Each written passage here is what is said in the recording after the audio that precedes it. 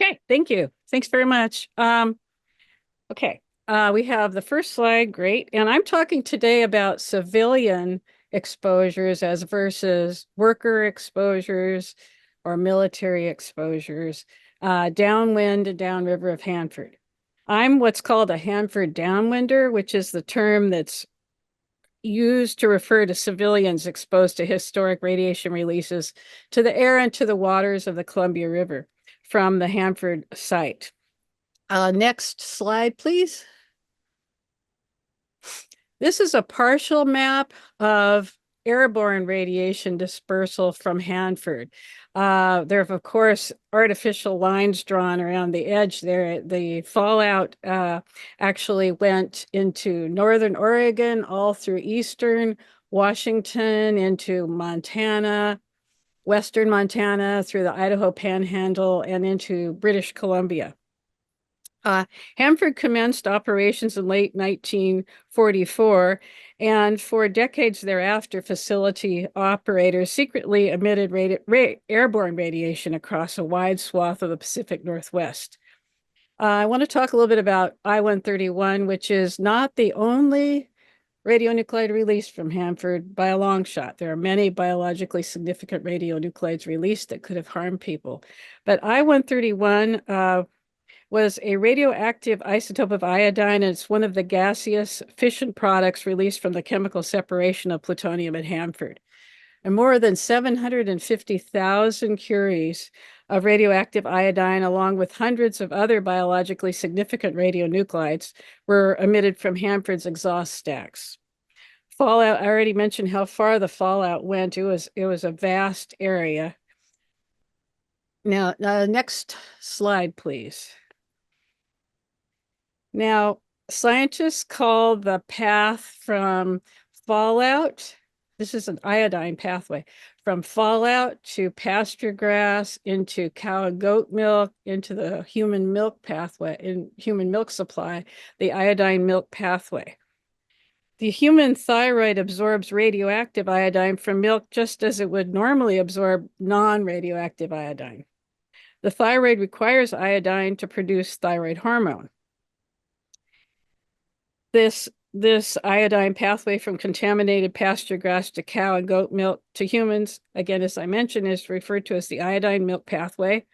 Children are particularly vulnerable to the effects of I-131, both because their thyroids are still developing and because they drink a lot of milk and eat ice cream and other dairy products.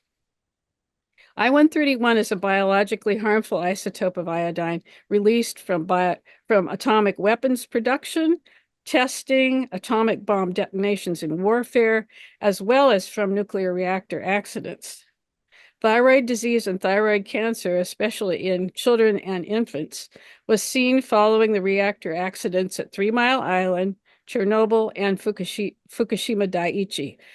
Survivors of atomic bombings of Hiroshima and Nagasaki have a higher risk of thyroid disease and thyroid cancer than the general population. Thyroid disease and cancer was found in Hanford downwinders, downwinders of the Trinity test, downwinders of Nevada test site atomic tests, and downwind of U.S. H-bomb tests in the Marshall Islands. So I've often asked myself whether Manhattan Project scientists were aware of the iodine milk pathway prior to startup of Hanford in 1944. And originally, the answer I was always told was no, they weren't aware until the late 1950s. Yet, after doing some research, and a lot of this was done by Jim Thomas, who is a researcher who worked with the Hanford Health Information Network, scientists were aware of the uptake of iodine into milk as early as 1919. The earliest studies were done with the natural form of iodine, as radioactive isotopes of iodine, including I-131, had not yet been discovered. An article published in the Journal of the American Chemical Society in 1930 reported that feeding iodine compounds to cows increased the iodine content of their milk. By early 1940s, the scientific community was aware that radiation could cause cancer. By 1941, I-131 was known to concentrate in the thyroid, and by 1942, scientists knew that hypothyroidism could follow radiation treatment of the thyroid. Manhattan Project scientists, excuse me, reported in March of 1943, so that's more than a year before Hanford's startup, that airborne releases of I-131 could cause damage by concentrating the radioiodine in the thyroid. By November 1943, I-131 in the thyroid was known to cause thyroid destruction. Next slide, please. This is a photo of sheep experiments at the Hanford Farm in 1951. Experiments in 1951 at the Hanford Farm reconfirmed the movement of radioactive iodine into I can't pronounce EWES, ewe's milk. It's the lamb's mother's milk. And further revealed that a large percentage of that I-131 ended up in the milk, gravely damaging the thyroids of the lambs. Next slide, please. Now, this is a slide of the Japanese and English versions of the Hanford plaintiffs. In a minute, I'll read a short passage from the Hanford plaintiffs. It was published in 2020 by University Press of Kansas, and since then it's won multiple awards. I'm very pleased to say that it was also released in Japanese in 2023 by Akashi Shoten Publishing House in Tokyo. Professor Yuki Miyamoto of DePaul University in Chicago served as translator for the book. I'd like to thank Robert Franklin of the Hanford History Project for his invaluable assistance securing the photo of a child in the Hanford whole body counter for the cover of the book. It was very difficult to find that photo, and had it not been for the wonderful collection that Robert has amassed there, I probably wouldn't have located that photo. It's perfect for this book. Next slide, please. This is the quote I want to read from the Hanford plaintiffs. It's from Chapter 1, The Forgotten Guinea Pigs. An expectant mother drinks multiple glasses of milk every day throughout her pregnancy, faithfully following the latest government-issued nutritional guidelines for a healthy baby. Unbeknownst to her, the milk she drinks is saturated with a radioactive isotope of iodine known as I-131. The radioactive iodine easily crosses the placental barrier, gravely damaging the thyroid gland of her fetus. The year is 1950. The fetus is me. Okay. Now I want to share my story, which begins in Richland, where I was born, and continues in California, where my family was transferred in 1960 by General Electric. And I'm going to try to interweave my story with events in the Pacific Northwest that led to declassification of early Hanford operating records by the Department of Energy in 1986. Next slide, please. This is a photo of me and my parents when I was a baby, and we're in the front room of my F house. So I was born in Richland at Cadillac Hospital in October 1950 during the time of airborne and riverborne radiation releases from Hanford. My father worked for site contractor GE as a safety engineer in the 100 area, overseeing the operation of Hanford's production reactors. My mother worked as a secretary at the site until she learned she was pregnant with me. We had a powerboat, so we spent weekends on the Columbia and its islands. I love swimming in the cold waters and occasional warm spots in the river. Much later, I would learn that swimming in the Columbia likely gave me repeated exposure to the radionuclides in the river. Next slide, please. This is a photo from 59 of me and my friends in front of our F. These F houses were basically a two-story box, but I was very fond of it, and it seemed much bigger when I was small than it did when I went back to visit it later. Next slide, please. I decided I should include a Dupus Boomer cartoon about the termination winds. The arid desert of the Hanford area was very prone to windstorms, particularly before it was planted with crops and grass and trees. People arriving hoping for work at Hanford often turned right around and went back home when they were faced with the wind and the sandstorms. For that reason, the winds were often called termination winds. All of us kids knew to watch out for the huge airborne tumbleweeds that blew through town on windy days because they could inflict a lot of pain with their sharp barbs. Now, my father was transferred to California in 1960, where he began working with GE Overseas Atomic Operations. Several years later, our family was sent to Spain, where my dad helped oversee startup of the boiling water reactor at Santa Maria de Garoña in the northern Spanish province of Álava. I began to have strange health issues in Spain. It often takes years or decades before the first symptoms of radiation-caused disease show up following low-dose exposures like those downwind of Hanford. My menstruation stopped, which alarmed my Spanish doctors because I was just a teenager. I suffered from digestive issues and headaches. No one could figure out what was wrong with me, so I was sent back to the U.S. to stay with my grandmother in Spokane while I underwent medical tests. When doctors didn't find anything wrong with me, I decided to head to Seattle to attend the University of Washington. There I completed a bachelor's degree in occupational therapy, followed by a graduate degree. Sometime after this, I developed a tumor on my neck. I had a persistent harsh cough, hoarseness, a sore throat, and a high temperature. The tumor was biopsied and it was thankfully benign. I was finally diagnosed with cat scratch fever, which doctors said was rare and found primarily in people with suppressed immune systems. I was extremely sick for several months, and I still have a residual tumor on my neck.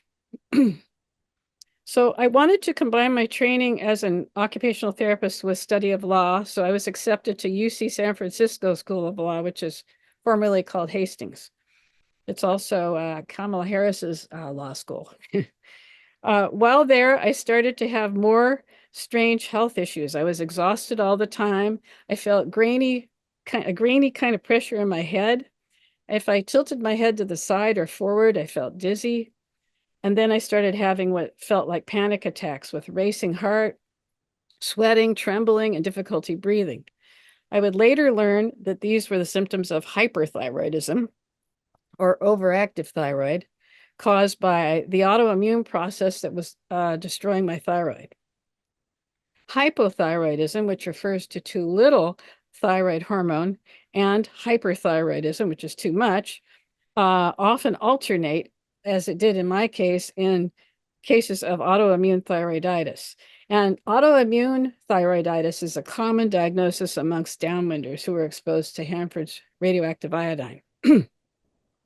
Excuse me. I was working as a law clerk in San Francisco the summer after my first year when I suddenly experienced crushing, horrible pain in my chest. I was rushed to a nearby hospital where an EKG and other tests were negative for heart attack. Doctors much later determined, but not then, but much later, determined that the chest pain was caused by severe contraction of my esophagus, which was triggered by the inflammation in my adjacent thyroid. My thyroid was slowly destroying itself through an inflammation and autoimmune process. Now we're going to switch back to the Pacific Northwest, as I said I would. And back in the Pacific Northwest, in 1984, an outspoken farmer named Tom Bailey invited Karen Doran Steele, a young investigative reporter at the Spokesman Review in Spokane, to visit Mesa and Rheingold, small towns across the Columbia River from Hanford. Bailey, whose farm was in Mesa, told Steele that he and his neighbors had long suspected that there had been accidents and radiation releases from the nuclear site. He said he and his neighbors had stories to tell, and he wanted her to hear them. Bailey's farm was within what he referred to as the Death Mile, which was a 1-mile stretch of road in which all but one family had at least one member with cancer. Farmer Juanita Andrzejewski and her husband Leon were alarmed by the number of young men who had suffered heart attacks while working the fields. Then Leon was diagnosed with heart disease, and so Juanita created a tabletop map, which she called a death map, on which she marked O's for cancer deaths and X's for early heart attacks. Next slide, please. This is the death map. A little hard to see in a slide, but It's written on the back of this Benton and Franklin County map that was given out to people who live within a certain radius of the only functioning power reactor at Hanford. So she used the backside of that, and she has, if you look up close, you can see the X's and the O's. And that map was actually published both in our book and in the paper, I believe. Leon Andrzejewski told Steele about an incident in the early 1960s in which government trucks from Hanford suddenly appeared, lining the road outside his farm. Men with Geiger counters walked back and forth in his fields, inspecting the soil. He was never told what they were looking for. Another farmer who had worked at Hanford as a technician from the 1940s through 1969 told Steele about airborne radiation emissions in the 1960s that were not disclosed to the public. He also told her about an incident in the late 1950s in which radioactive ruthenium flakes were released. Hanford radiation teams collected the flakes on the banks of the Columbia, but didn't cross the river to check the farmlands. And one of the people I interviewed for the Hanford plaintiffs recalled a sort of a snow in the summer that the kids loved. They were dancing in the snow. And it seemed like it was at the right time for this to have been possibly ruthenium flakes. This person ended up with Waldenstrom's macroglobulinemia as a diagnosis. Not sure whether it was caused by ruthenium flakes, but that, yeah. Nils Allison told Steele about the deformed lambs born in his lambing shed in 1961. The lambs were mummified and many had no eyes, mouths, or sex organs.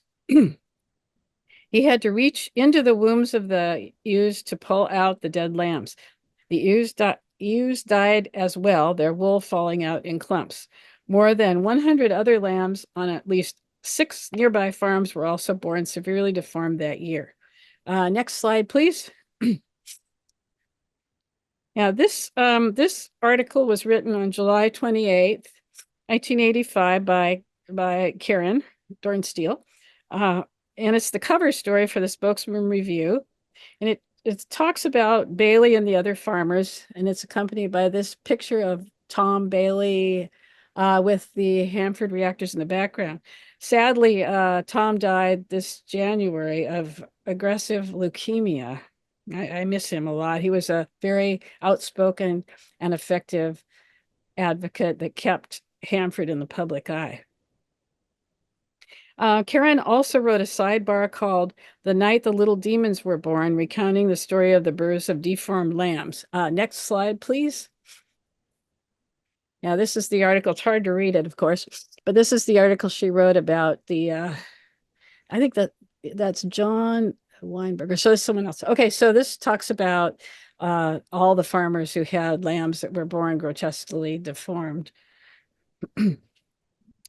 Later the same year, the Spokesman Review, the Environmental Policy Institute of Washington, D.C., and the Hanford Environmental Action League filed a Freedom of Information Act request for early, still classified Hanford operating records from the 40s, 50s, and 60s. When they went into court, the government argued that they couldn't release these records because they might give away the secret of the bomb. Those making the FOIA request responded, "We're not asking for details of how to make the bomb. We're asking for environmental monitoring reports, which will show whether there were offsite releases or accidents." In February of 1986, in response to mounting public pressure, the Department of Energy and Hanford site manager Michael Lawrence held a packed press conference in Richland. On a table at the front of the room, Lawrence placed a pile of 15,000 pages of newly declassified early Hanford operating records. He announced, quote, "Operations have been really, really safe since 1970, and we're proud of what we've done." He was asked, "What about the 40s, 50s, and 60s?" Lawrence responded, "I'm not going to answer that question. I'm going to leave that for the public to decide." So Steele and her colleagues immediately started combing through this huge pile of declassified documents, and they soon discovered a December 19, 1949, quarterly monitoring report titled Dissolution of Fuel at Dispersal, which detailed the Green Run experiment of December 2nd through 3rd, 1949. The document included a graphic of a huge plume of radioactive iodine that had spread across Richland, which is where all the scientists and their families lived. Normally, Hanford's 200-foot-tall stacks dispersed the radioiodine away from the nuclear reservation. But this time, radioactive fallout fell on the reservation, on Richland, plastered Walla Walla, and traveled all the way to Spokane. Steele immediately broke the story of the Green Run. A second set of documents that were released showed that the fallout from the Green Run had traveled even further. There was a rainout from a storm in Walla Walla that day, depositing high levels of radioactive fallout throughout the city. Cows grazing the fields ate the highly contaminated grass, and the radioactive iodine in their milk passed into the milk supply through the milk iodine pathway. Now, right around this time, my husband and I were in Spokane visiting my grandmother. We'd been married for nearly 4 years, and I had been unable to conceive. My doctors couldn't figure out what was wrong, but I happened to see one of Steele's articles in the Spokesman Review discussing what had been found in the newly declassified Hanford records. Steele's article described Hanford's radioactive iodine emissions in the late 1940s, and I was hugely relieved that these releases had occurred before my birth in 1950. It was only later that I learned that Hanford's releases continued throughout the entirety of my childhood in Richland. Even though the radioactive iodine releases Steele described were before my time, I took the article back to my doctors in California, where they ran specialized thyroid tests on me in case my thyroid had something to do with my difficulty becoming pregnant. One of the tests revealed an extremely elevated thyroid-stimulating hormone, or TSH level, which indicated extreme hypothyroidism. I was immediately referred to an endocrinologist who was shocked that I could function with such a high TSH level. I was put on synthetic thyroid hormone, which I have to take for the rest of my life. 1 month later, I was pregnant, and I carried the pregnancy to term without complications. I was very lucky. Many of the other problems I was having got better, although they didn't disappear altogether. I was more fortunate than many people who had been exposed in childhood to Hanford's I-131 and other radiation releases. High rates of infertility, miscarriages, and stillbirths were reported within Hanford's fallout zones. In 1990, a government report publicly confirmed that Hanford had chronically discharged significant levels of low-level ionizing radiation over a vast area of the Pacific Northwest. Thousands of people filed personal injury toxic tort claims against former Hanford contractors for cancer and other debilitating illness believed to have been caused by exposure to radioactive fallout released from the chemical separation of plutonium at the nuclear weapons facility. Let me be very clear here. Although I-131 can cause serious disease, namely thyroid cancer and autoimmune thyroiditis, there were many other harmful radionuclides released from Hanford that could have caused cancers and other radiogenic diseases in those exposed, particularly if those exposures occurred during childhood when people were most radiosensitive. Also, there are certain people who are more sensitive to radiation as adults than others. Downwinders have been diagnosed with leukemia, lung cancer, breast cancer, multiple myeloma, Waldenstrom's macroglobulinemia, other cancers, and an array of autoimmune diseases. Often, the downwinders have a cluster of radiogenic disease rather than just one diagnosis. Due to time constraints today, I won't go into details of the 24-year-long litigation known as In re Hanford Nuclear Reservation litigation. Suffice it to say that meager settlements left downwinder plaintiffs bitter and did very little to address the suffering, loss of earning potential, and other harms that civilian Hanford downwinders endured. Indemnification agreements signed between early Hanford contractors and the U.S. government provided extensive taxpayer dollars for the defense in the litigation. Defense counsel executed what has been described by some as a scorched earth defense, causing a very uneven playing field, nearly bankrupting plaintiffs' counsel as the litigation dragged on for nearly a quarter century. Very few of the plaintiffs, other than 3 bellwether or representative plaintiffs, had the chance to tell their stories in court to a jury of their peers. Had the thousands of Downwinder plaintiffs had the opportunity they deserved to share their stories in court, the public would have been far more aware of the vast human toll of Hanford operations. Plaintiffs in Hanford who suffered from non-thyroid cancers or the few cancers recognized as related to river exposures received nothing in the litigation. That is, there are many, many people who develop cancers and other diseases who receive nothing in this litigation. Plaintiffs with thyroid cancer whose reconstructed exposure doses were not high enough to allow them to legally prove causation also received nothing. If these individuals had been nuclear workers rather than civilians, many of these cancers would have been compensated under federal nuclear worker compensation law. I think that's a really important point. Going back to California again, a nodule on my father's thyroid suddenly exploded into aggressive metastatic thyroid cancer. Metastases rapidly blocked his esophagus and trachea. A tracheotomy tube was inserted into a hole cut into the front of his neck, and he was tethered through a long tube to a breathing machine. A feeding tube was surgically implanted into his flank. In spite of chemo and radiation, he died just months after diagnosis, the tumors having spread into his lungs, brain, and liver. Several years after my father's death, my mother started to complain of severe back pain, and tests revealed advanced liver cancer. My mother decided not to go through chemo or radiation, saying it did nothing to save my father. She died several weeks later.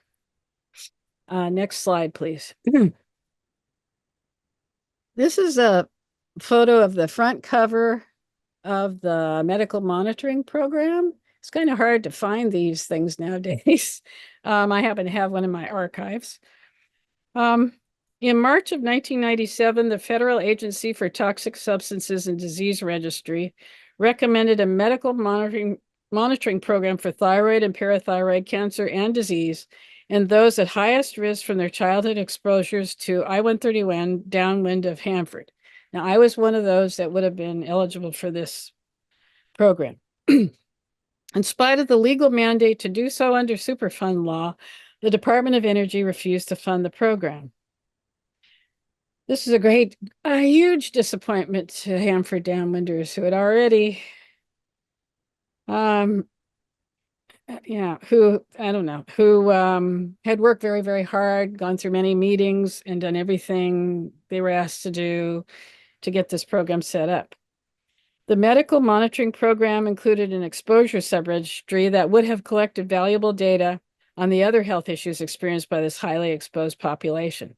The Union of Concerned Scientists is currently collaborating with Hanford downwinders to create a pilot exposure subregistry that downwinders hope will be continued and expanded with federal funding. Next slide, please.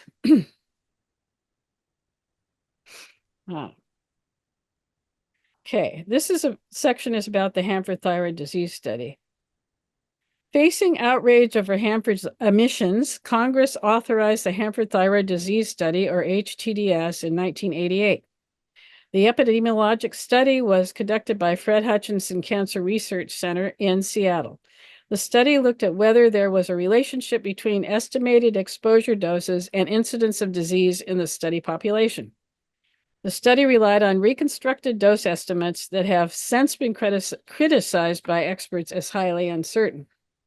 Draft results of the study were presented to the public in January 1999 at a press conference in Richland. That's where this photo was taken. Researchers reported that elevated thyroid cancer rates had not been found amongst study participants. However, the study of 3,441 people in several Western Washington counties did find somewhat elevated levels of thyroid abnormalities and a 20% higher than normal death rate from birth defects and problems late in pregnancy or in the first week after birth. The inconclusive results of HTDS with regard to thyroid cancer stunned and angered downwinders who asked why a dose cancer correlation wasn't found at Hanford when it was found in other similarly I-131 exposed populations in the Marshall Islands, where people had been exposed to fallout from U.S. bomb tests, among Utah children exposed to fallout from atomic tests at the Nevada test site, and in the Ukraine following the 1986 explosion of the Chernobyl nuclear reactor.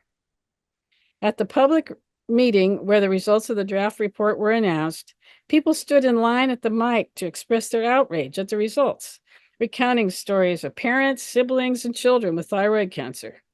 This is Sally Sanders in the photo. She lives in Kennewick, or lived in Kennewick at the time. She had lost her mother and 52-year-old sister to thyroid cancer. Her brother also had the disease. Throughout the meeting, she held this large sign, "I don't believe it." An extended review of the draft Hanford thyroid disease study by the National Academies of Sciences concluded that the results of the study were far more inconclusive than portrayed by Fred Hutchinson cancer researchers.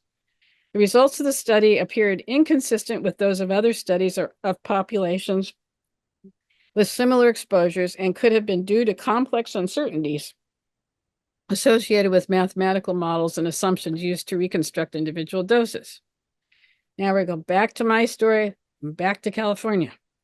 In 2009, a nodule was found on my thyroid. A nodule is a small lump or growth on the thyroid. Because I was at high risk for thyroid cancer due to my childhood exposures to I-131, and because hurdle cells, which can be the first indication of thyroid cancer, were found on biopsy of the nodule, the decision was made to surgically remove my thyroid.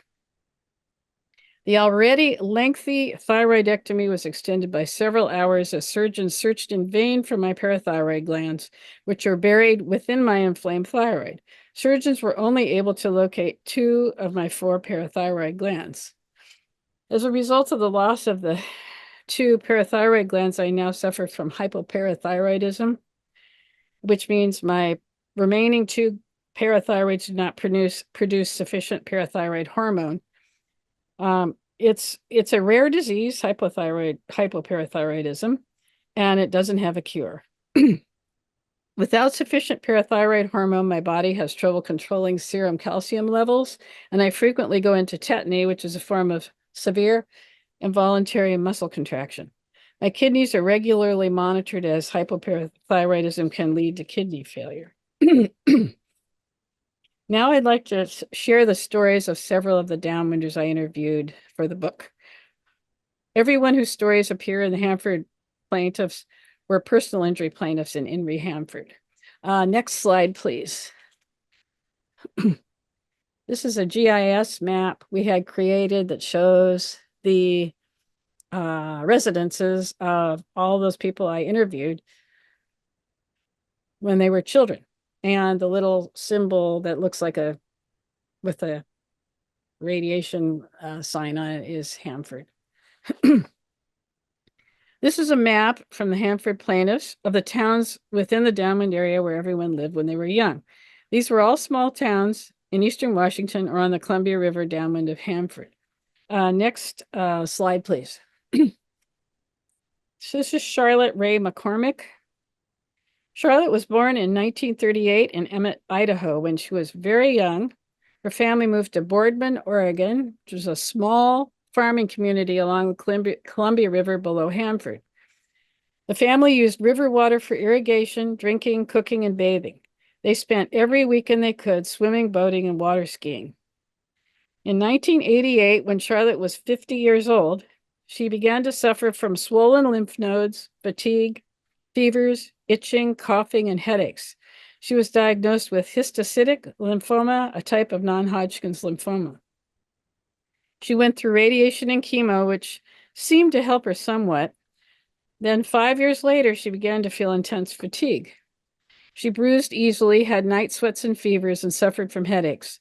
Blood tests revealed her white blood cell count was off. She was diagnosed with acute myeloid leukemia rather than lymphoma this time around. Leukemia is a cancer of the blood cells, and both lymphoma and leukemia result from abnormal blood cells. Charlotte was hospitalized for a full month to undergo chemotherapy and other treatment. Her brothers came in several times a week to donate platelets to her. She responded well to the treatment and was discharged from the hospital. 3 months later, she developed an infection. Her doctor hospitalized her and prescribed broad-spectrum antibiotics. For a while, she did a little better and was discharged. Several weeks later, she became weak and increasingly exhausted. She was readmitted to the hospital. This time, her doctor tried an aggressive experimental leukemia medication. Nothing worked, and she lapsed into a coma, passing away at age 55. Next slide, please. This is a photo of Jay Mullen and his sister. Unfortunately, Jay Mullen has also passed away since I wrote the book. I think I've had 5 of the people I interviewed die since the book was published. It's quite a high total for 24 people. So Jay was born in 1940 in Missouri. He spent his childhood there, except for a period during World War II, when his father enlisted in the military and was stationed at Farragut Naval Station southeast of Sandpoint on Lake Pend Oreille in Idaho. Jay was 4 years old when he and his sister moved with the family to Idaho. He was in Idaho for Christmas of 1944 and into 1945, when some of the highest levels of airborne radiation were released from Hanford. It's been well documented that fallout from Hanford drifted over the area, contaminating the pasture grass. Cows grazed on that grass and took in the radioiodine, which went into their milk. Jay attended a daycare center while his mother worked, and the children drank milk and ate ice cream contaminated with radioactive iodine. Only Jay and his sister moved to Idaho with their parents. Their older brother stayed in Missouri with relatives. Another brother was born after the war, and only the 2 siblings who lived in Idaho developed thyroid problems. In the fall of 1959, just before Jay turned 19, Jay's thyroid began to go haywire. At the time, he was a sophomore at the University of Oregon. He'd been feeling really sick. His hands were shaking and he was sweating profusely. He went to the Student Health Center, and the doctor told him to come back the following week for a basal metabolic rate test. Over the weekend, he wasn't feeling well, so he checked himself into the infirmary. The doctor thought something might be wrong with his thyroid, and he suggested to Jay's parents that they take him out of school to address the issue. They did this, and Jay spent a few days in the hospital in Medford under observation. He was then discharged. The next day, Jay woke up and found he was paralyzed from the neck down. And the doctors didn't have any clue what was going on, and they thought it had something to do with the thyroid, though, since when he first got sick, his symptoms looked like those of hyperthyroidism or Graves' disease. Since the doctors in Medford couldn't figure it out, they called the University of California, San Francisco Medical Center to set up a consultation. Jay and his parents went down to San Francisco to UCSF. UCSF doctors found they could induce paralysis by changing his serum potassium levels. They did hundreds of tests, and doctors finally decided to perform a complete thyroidectomy, which cured the paralysis. The cost of diagnosis and treatment nearly bankrupted the family. Next photo, please. This is a photo of Jamie Weaver and her mother, Brenda. Brenda Weaver was born in Myrtle Creek, Oregon in 1947. Her father was a World War II vet. Under a new government program, farm units within the Columbia Basin were offered in a lottery, with preference given to vets.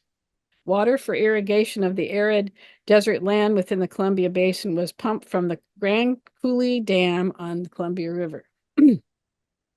Those who had their names drawn could buy farmland at very reasonable prices. Brenda's father's name was drawn, so in 1953, when Brenda was 6, the family moved to Moses Lake to begin farming. Winners in the lottery had to put up a dwelling, live there, and develop the land. Veterans' families from Utah, Idaho, Oregon, and other parts of the U.S. came to the area to take advantage of this opportunity. Hanford is about 89 miles south of Moses Lake, and the wind frequently blew in from the direction of Hanford. Violent windstorms would sometimes cause complete blackouts from the sand and grit, making it hard to see or breathe.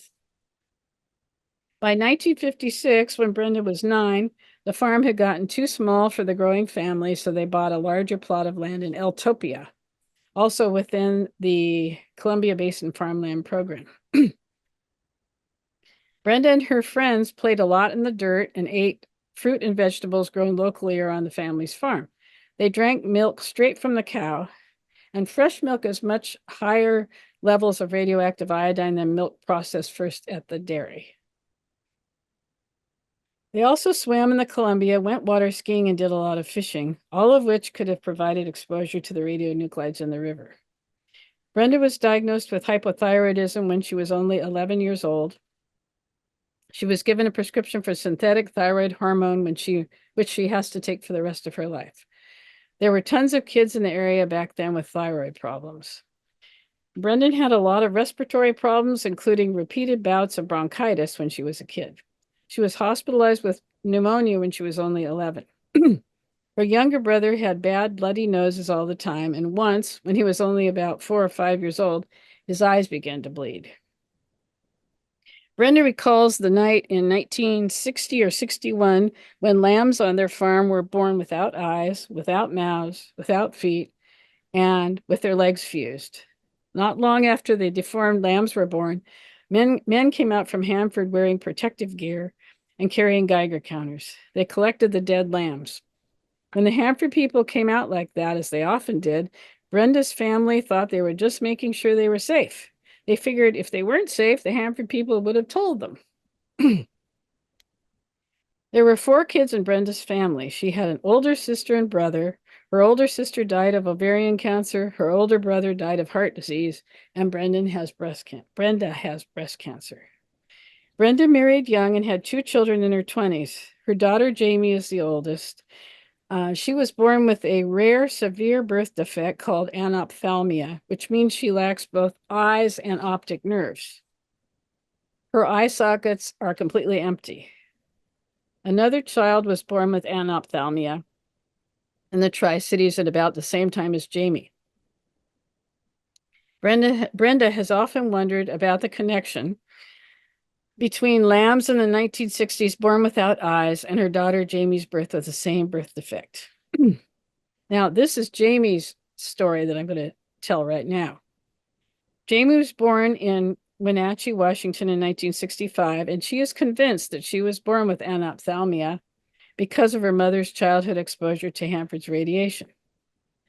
The doctors at the hospital where she was born tried to figure out what had caused her anophthalmia. They told her mother that she must have had rubella, or German measles, or received a rubella vaccination during pregnancy. She replied no, she hadn't had any vaccination or shots, and she hadn't had any of the spots characteristics of rubella or been sick at all during pregnancy. And the doctors didn't have any other theories. When Jamie was about 5 or 6 years old, she began working with March of Dimes, first as the Washington State poster child and later as the national poster child for 1974 through 75. As the state poster child, she often gave presentations with a biologist who worked with the organization. He examined Jamie to try to figure out or answer her parents' questions about what could have caused her to have been born without eyes and optic nerves. He asked them if she was conceived near a nuclear facility, but didn't say why he was asking. And no one yet knew about Hanford's releases since it was only 1971, and the DOE didn't make their documents public until 1986. Jamie's parents told the biologist that the doctors in Wenatchee had thought her anophthalmia was related somehow to rubella, but the biologist told them that rubella causes one of 2 things, either brain damage or blindness, but not missing eyes. Jamie doesn't think the story of the Downwinders is finished. She thinks that the Downwinders' children and maybe even grandchildren will have health issues down the road. Health issues that were probably caused by their parents' and grandparents' exposures to Hanford fallout. Next slide, please. This is a map from the Hanford Health Information Network. A little hard to see, but this shows the Indian or Native American nations and tribes affected by Hanford fallout. But there were actually 2 subgroups of the population who received much higher potential exposures downwind of Hanford. These are Native Americans and migrant and non-migrant farm laborers. Members of Native American tribes and nations spent significant amounts of time outdoors.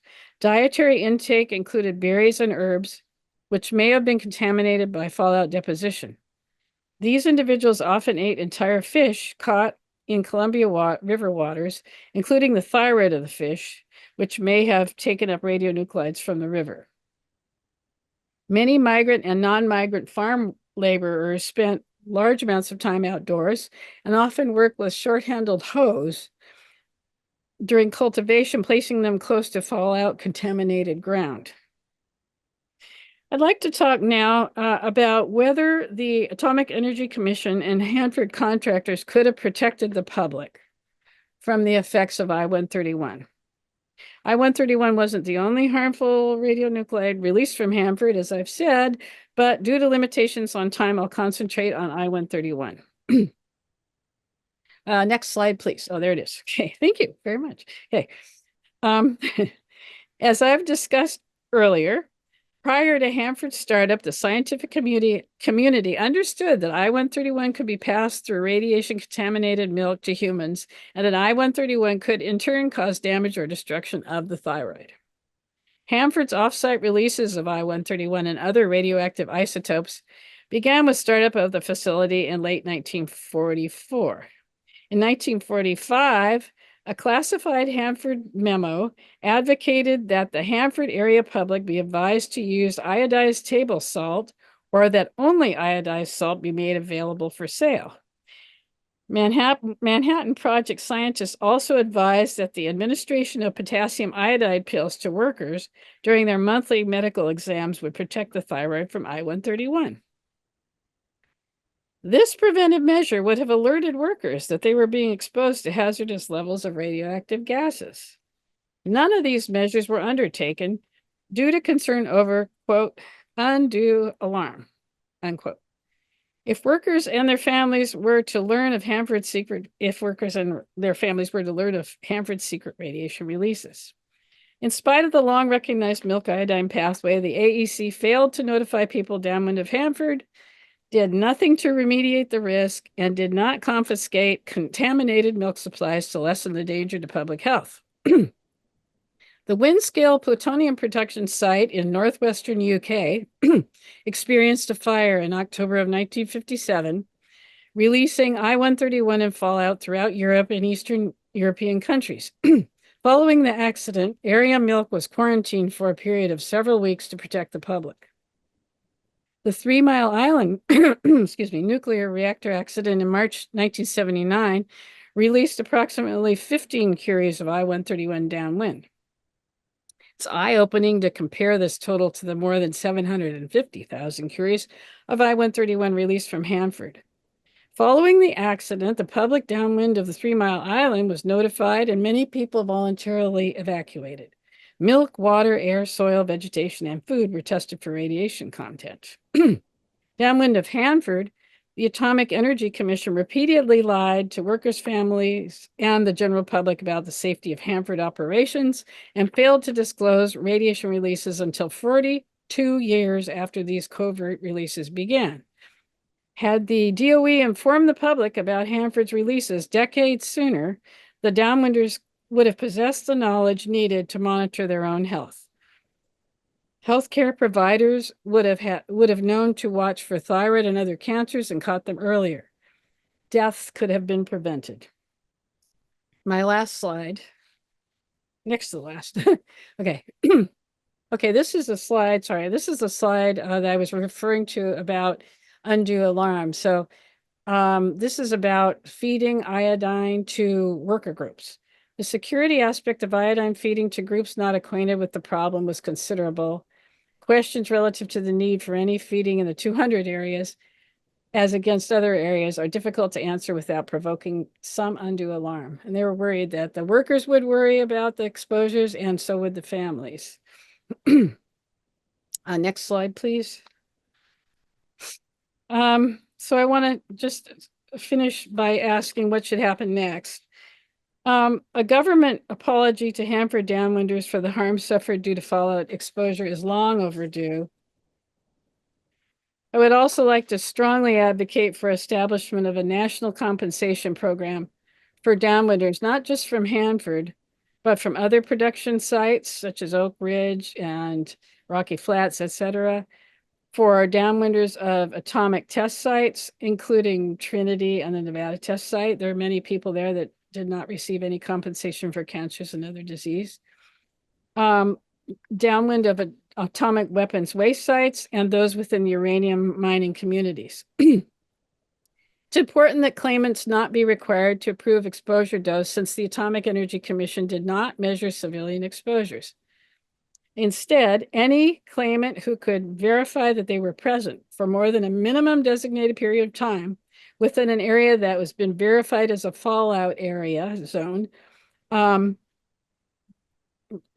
downwind of a production testing waste site or within the uranium mining community, and who has a medically verified diagnosis with any recognized radiogenic cancer or other radiation-related disease should be eligible for compensation and health care for those cancers or other diseases that can be identified as radiogenic. It's time for our government to care for those of us who were lied to and placed in harm's way. And the last slide has some contact information. Should anybody have any questions, my website has a way you can leave messages, and I'll be very glad to answer any questions that way. I have a YouTube channel which has quite a few videos with a lot of information on it. And I also did an interview for the Atomic Heritage Foundation. Thanks.